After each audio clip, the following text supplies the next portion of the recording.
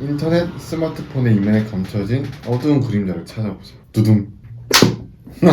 생각이 짧아진 깊은 사고를 못한다, 바보가 된다, 뭐 스페이스 똑 따먹는 거지 자기 편한 대로. 설강화 같은 거 어떻게 생각해? 미디어를 사용하는 시간이 너무 많으면 상징적 세상을 그대로 받아들이는. 나는 괜찮은데 저기 잘 모르는 쟤들이 봤을 때는 문제가 있을 수 있어. 에이씨 어떻게 정리해야 되냐 이거를. 항상 내 네이버 댓글 보면서 이 명창한 지식은 연결이다.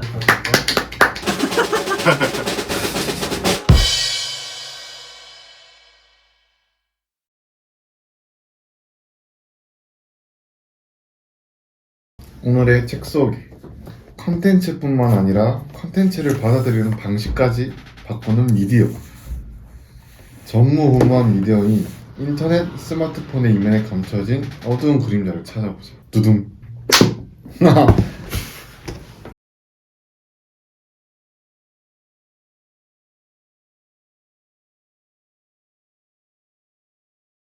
일단은 이 책의 장단점 먼저. 장점, 연구 내용이 많아가지고 되게 객관적으로 느껴졌어. 객관적이라기보다 공신력이 있어. 공신력이 있었다. 그리고 이 책 개정판 후기 맨 뒤에 이 책 처음 쓸 당시에는 그런 연구가 별로 없었기 때문에 약간 추상적이라 해야 되나?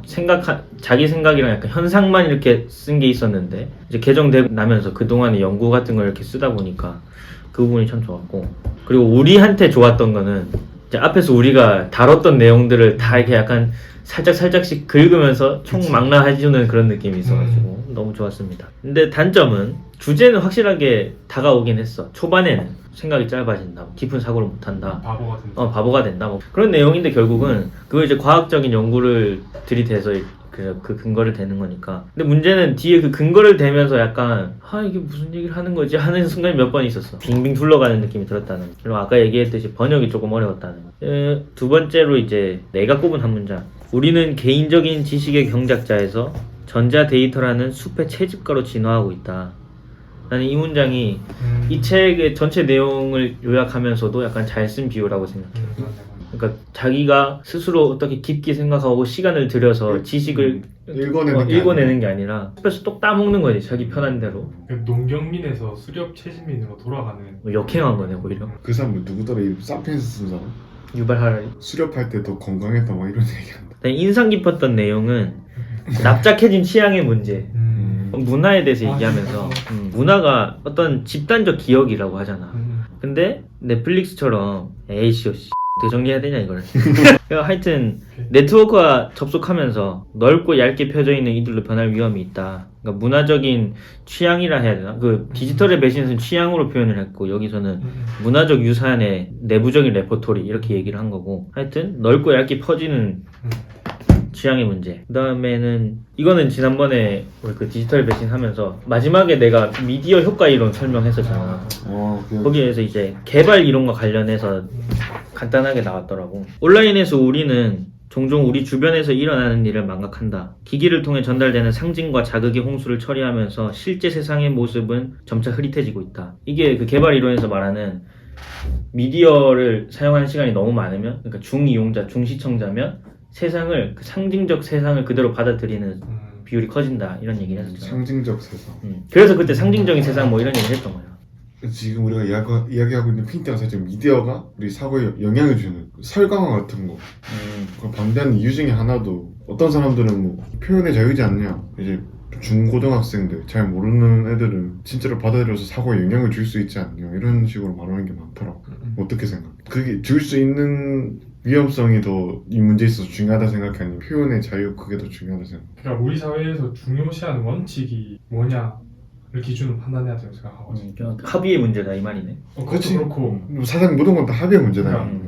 타협할 수 없는 가치나 원칙이 있을 때 어떤 사회인지, 나는 그게 표현의 자유도 포함될 수 있다고 생각하거든. 그렇게 보면은 설강화도 이제 그 드라마 제작을 금지하는 게 아니라 사고에 관리하는 방식으로 접근해야 되지 않겠나. 아니 그 드라마 제작 자체를 막을 수는 없다고 생각하거든. 나도 개인적으로는 좀 동의하는 편. 우리는 살면서 너무나도 많은 자극에 노출된다 이가. 그 자극 중에는 유해한 자극도 분명히 있을 수 있잖아. 근데 그거를 유해하다고 해서 완전 차단시켜버리면은 그치. 그게 나쁘다고 판단할 수 있는 능력도 사라진다 사실. 청소년들에 있어서.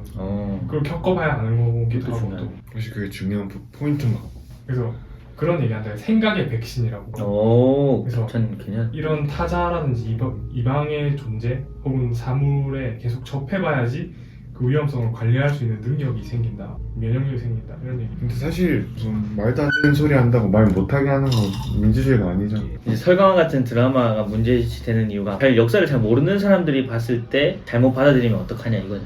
걱정되는. 영향을 많이 주고 사실로 받아들이고 이럴 수 있다. 그렇지. 근데 사실 미디어 이론에서 그때 설명 안 한 것 중에 하나가 제3자 이론이라는 게 있어. 나는 괜찮은데 저기 잘 모르는 쟤들이 봤을 때는 문제가 있을 수 있어. 제3자가 그 미디어 컨텐츠를 받아들였을 때는 문제가 생길 수 있어. 이렇게 보는 건 제3자 이론이라고. 그러니까 나는 괜찮은데 이게 약간 교만한 거지 어떻게 보면. 교만하긴 하네. 교만하지. 예를 들어서 그 우리나라에 이렇게 영화를 수입한다. 심의를 하잖아. 심의. 심의를 하잖아. 심의라는 것도 어떻게 보면은 어떤 영화는 19세를 이렇게 딱 잘라서 이거는 청소년 관람 불가. 아니면 어떤 거는 아예 안 들여오기도 한다. 이거 너무 잔인해. 안 돼. 이렇게. 그렇게 검열하는 검열관의 생각이 뭐냐? 나는 괜찮은데. 난 똑똑하니까. 나는 괜찮으니까 잘 구분해줄 수 있어. 분별해서 수용할 수 있어. 맞아. 와. 그런데 너네는 보면 안 돼. 약간 이런 거잖아. 그 미디어를 컨트롤하는 사람들의 의도가 들어갈 수도 있다. 이런. 오만이다. 그렇게 따지면 사실 우리가 청소년이나 소년들의 역사를 잘 모르는 사람들에 대해서 갖고 있는 시각이 어떻게 보면 오만적일 수도 오만한 걸 수도 거다. 있는. 우리가 심의하는 거네. 그렇지. 우리가 검열관이 되는 거다. 항상 내 네이버 댓글 보면서 이 멍청한 새끼들. 근데 그 사람들은 진짜 멍청하네. 역사를 잘 모르는 사람들이 봤을 때 이 드라마가 유해하다는 거다. 역사를 잘 교육하는 게 근본적인 해결책이지. 그렇지. 그렇지. 맞죠. 그래서 아까 승민이가 얘기했던 생각의 백신 이런 얘기 있잖아. 그런 컨텐츠를 막는 것보다는 네가 얘기한 것처럼 미리 어쨌거나 교육을 잘 시키는 게 더 중요한 거고. 잘못된 정보나 이런 게 문제가 아니고 이제 정보를 분별할 수 있는 능력이 중요한 거지. 그렇지. 그게 더 중요한 거지. 그렇구나. 오케이. 겸손해졌어. 찬반 얘기로 넘어가서 저자의 주장에 대한 찬반. 나는 솔직히 뭐 딱히 반대할 게 없었습니다. 왜냐면 읽으면서 인지적 과부하가 이런 거구나. 몸소 체험했기 때문에 저자가 이제 읽음과 동시에 읽으면서 깨달았어. 몸으로 체득이 되는. 인터넷상에서 너무 많은 정보와 자극이 쏟아지기 때문에 우리 머릿속에서 인지적 과부하가 걸려서 제대로 생각할 수 없게 된다. 그게 이제 이 책을 읽으면서 딱 느껴졌다. 책을 잘못 썼나? 근데 웃긴 거는 이 책에서 이제 뭔가 집중을 하려면 스마트폰을 멀리 해야 된다 이런 얘기를 하잖아. 그 실험 막 증명하는 것도 얘기하고. 누가 모르냐고. 난 이거 읽으면서 어제 생일이라고 핸드폰 여기 두고 생일 축하 메시지 오나 이러면서 이 자리에 그래서 축하해준 모든 사람들이 감사합니다. 그리고 뭐 찬성할 수밖에 없었고 특별히 좀 더 이거는 감명 깊었다고 할 만한 찬성할 만한 얘기는 지식은 연결이다. 왜냐면 우리가 어떻게 보면 책 목사를 하는 이유이기도 해. 책을 읽어야 되는 이유이기도 하고. 윌리엄 제임스가 기억에 대한 강의를 끝맺으면서 연결은 진정 사고다. 근데 이 저자가 한마디 덧붙여가지고 연결은 진정 자아다. 그러니까 이거를 딱 한 문장으로 줄이면 기억이 연결되면서 사고를 형성하고 또 연결된 사고가 자아를 형성한다. 지식이 어떻게 사람을 구성하는가에 대해서 잘 함축한 문장이라고 생각해요. 그런 의미에서 보면 우리가 그 매체 주제로 하면서 팩트풀리스 읽고 팩트풀리스 전에 팩트풀리스 읽으려고 했던 이유가 그거였잖아. 기후 얘기 거기서 통계 얘기가 나와. 그래서 이렇게 쭉 연결되는 거. 꼬리를 무는. 그치. 꼬꼬무 독서가 우리의 자아를 형성하는 방식이다. 이제부터 또 책 어떻게 읽냐 그러면 꼬꼬무 독서법 이용한 거. 근데 사실 시냅스가 연결되면서 또 머릿속으로 기억을 형성하고 이런다. 사실 물리적으로 봐도 사고는 이어지는 게 맞지. 또 찬성하는 얘기는 뭔가 집중하다가 쉬는 거랑 산만한 거랑 다르다고 얘기를 하잖아. 그러면서 문제를 명확하고 의식적으로 정의하기 전까지는 무의식적 사고 과정이 문제에 전혀 관여하지 않음을 보여준다. 그러니까 일단은 집중을 해야 된다. 이제 같이 공유하고 싶은 얘기, 이게 마지막이지. 같이 공유하고 싶은 얘기는 좀 궁금했던 거는 중간에 하부 구조가 어떻고 이런 얘기 잠깐 나왔거든. 근데 그 하부 구조라는 단어가 사회주의에서 나온 단어잖아. 뭐 상부 구조, 하부 구조. 그래서 관련해서 이게 혹시 여기랑 관련이 있는 건지 아니면은 그냥 용어만 차용한 건지 하고 자네한테 물어보고 싶어. 일단 맞네. 구조와 완벽하게 통합되고 다양한 주요 하부 구조가 얽히게 되면 구조 내에서는 없어서는 안 될 요소가 되면 나는 어떻게 이해했냐면 하부 구조가 이제 물질적인 요인들이다. 음. 경제나 음. 기술들이 하부 구조라는 게 우리 생산 양식과 밀접하게 연관돼 있다. 이를테면 인터넷이나 플랫폼 같은 것도 이제 우리 삶에서 없어서는 안 될 존재가 됐다. 밥 먹는 거라든지 이런 거. 그거를 이제 하부 구조랑 얽힌다는 말로 표현한 거. 그러니까 실생활과 밀접하다 이런 얘기네. 먹고 사는 문제랑 밀접하게 연관되기 시작하면은 이제 더 이상 흔들 수 없는 구조가 되고 있다. 그런 얘기구나.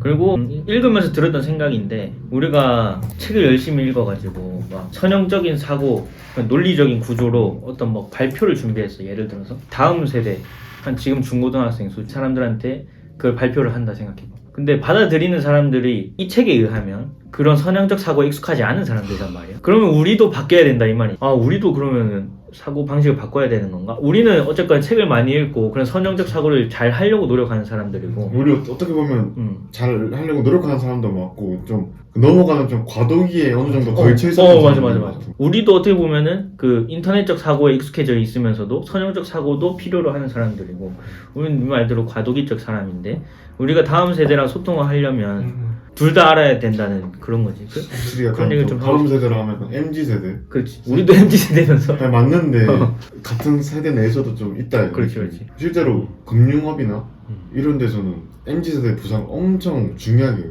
왜냐면 기존 고객층이 아예 특성이 다르다. 그 다음에 뭐 가볍게 얘기할 만한 거는 맥루한 책을 한번 읽어보고 싶다. 아, 나도 그 생각했어. 맞지?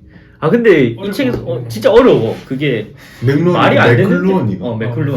맥클루언이. 그 이름에 H가 들어가가지고 헌으로 쓰거든. 맥루헌. 아 그래? 나는 이 책에 맥클루언으로 나온다. 맞지, 맥클루언이. 아 누군가 있네. 나만 모르는 했어. 나도 처음에 맥루안이라 그래. 한국 사람인가? 이러니까 냉시인 줄 알았다 처음에. 미디어는 인간의 확장. 와, 이런 말 되게. 그러니까 저 말이 사실 제일 중요해. 감각의 확장이다. 똑똑하게 생각하셨다. 이 머리를 멍청하게 만들어. 책을 읽는데 빛이 나더라 이 문장. 맞아.